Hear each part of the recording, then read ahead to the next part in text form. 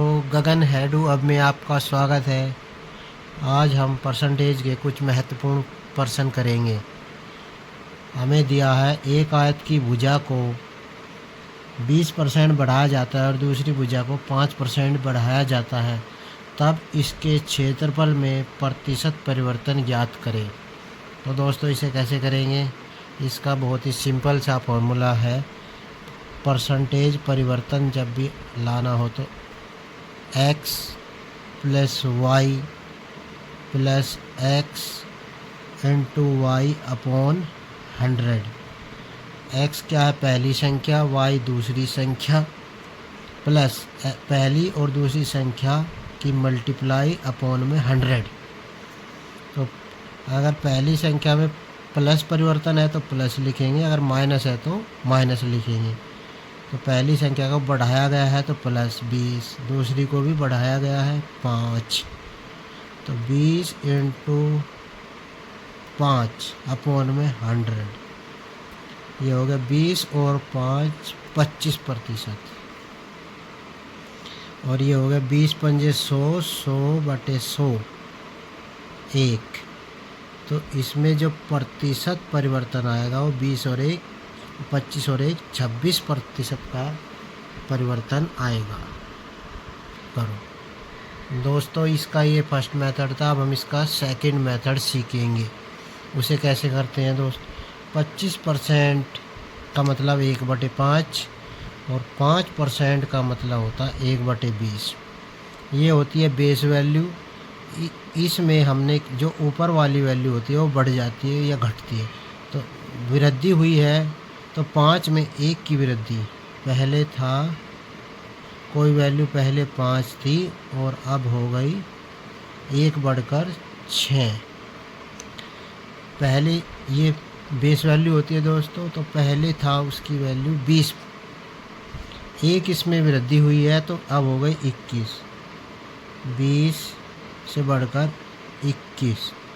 तो रिजल्ट क्या आया दोस्तों, 20 पंजे 100।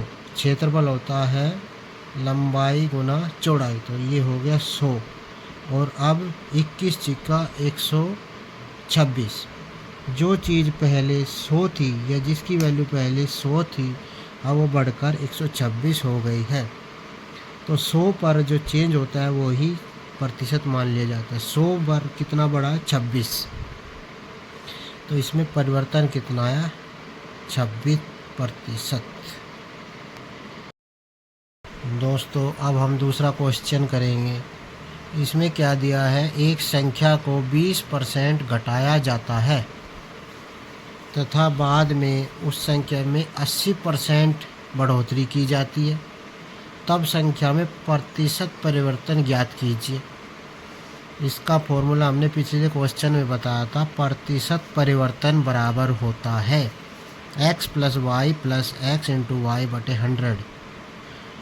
अगर इसमें वृद्धि हो रही है तो प्लस लिखेंगे और कमी हो रही है किसी चीज़ में तो माइनस लिखेंगे। तो इसे करते हैं दोस्तों, 20% घटाया जाता है तो माइनस लिखेंगे, 80% बढ़ाया जाता है तो प्लस लिखेंगे, फिर प्लस माइनस का 20 इंटू 80/100। 2 जीरो से 2 जीरो काटेंगे, 8 दूनी 16। तो ये हो गया 20 प्लस 80 माइनस का 16। 20 और 16 हो गए माइनस के 36 प्लस के 80। इसमें से ये घटाएंगे तो हमारा आंसर आएगा 44 प्लस का वो भी प्रतिशत। तो परिवर्तन क्या हुआ दोस्तों, अभी भी वह संख्या 44% बढ़ी हुई मिली।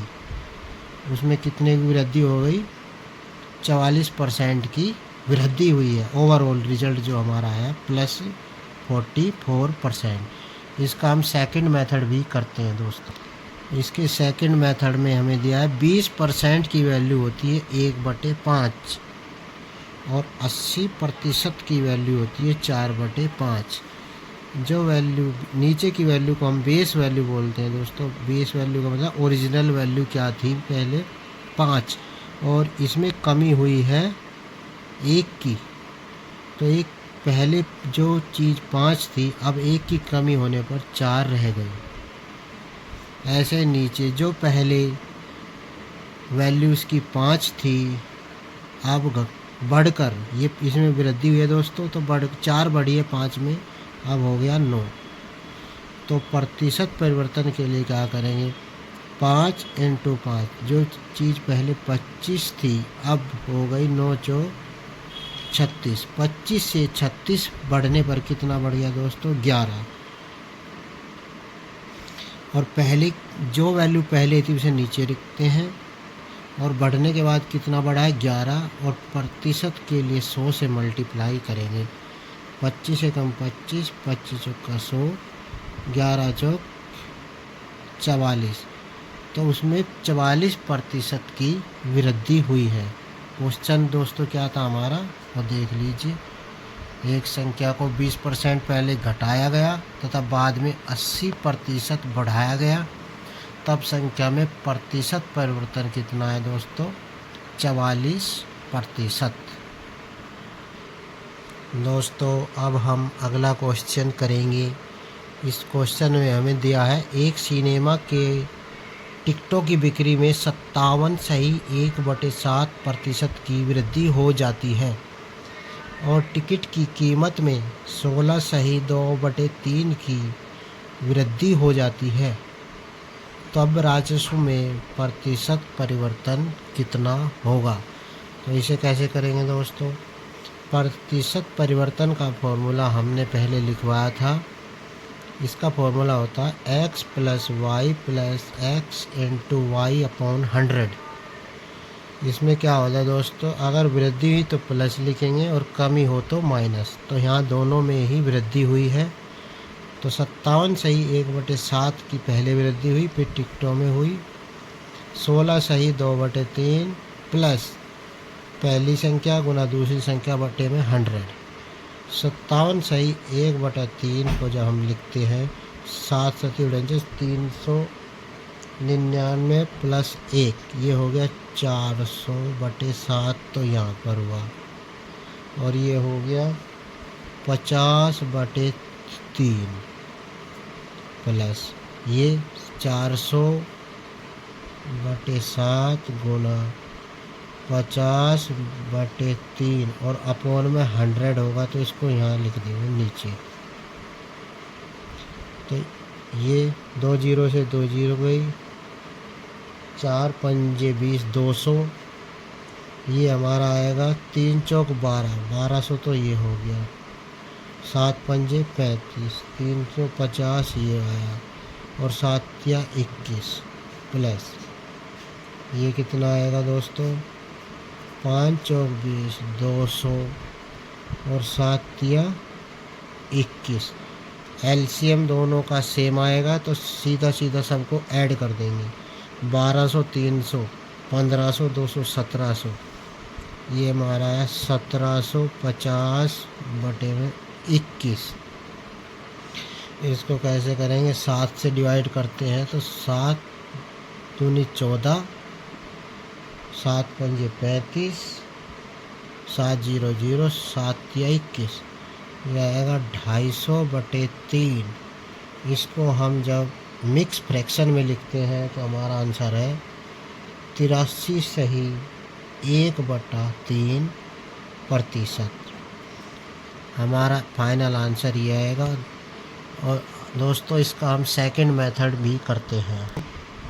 दोस्तों अब हम इसका सेकंड मेथड सीखेंगे। सेकंड मेथड में क्या है, परसेंटेज वैल्यू को हम फ्रैक्शन में चेंज करते हैं। इसमें क्या दिया, 57.1/7 की वैल्यू जो होती है वो 4/7 होती है फ्रैक्शन में। ये हमें याद होना चाहिए या निकालना आना चाहिए। वैसे तो निकालना इजी है। इसमें मल्टीप्लाई करते हैं तो 399 आता है, प्लस एक 400/7 आता है।